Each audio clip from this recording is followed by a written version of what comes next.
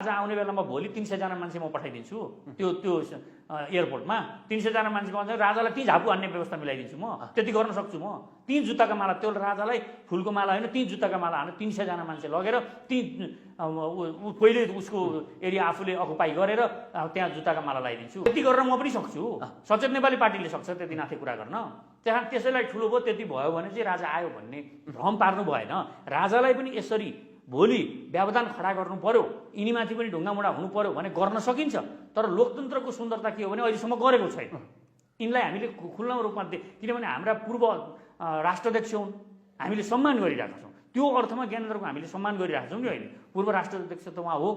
त्यो कारणले सम्मान गरेको अब म फेरि पनि म राजा हुन्छु भनेर मेरा वंशहरू नै राजा हुनुपर्छ मेरो छोरो हुनुपर्छ अनि मेरो नाति हुनुपर्छ पनाति हुनुपर्छ अनि सबै यिनका शाखा सन्तानलाई भत्ता दिएर अनि कति छन् यिनका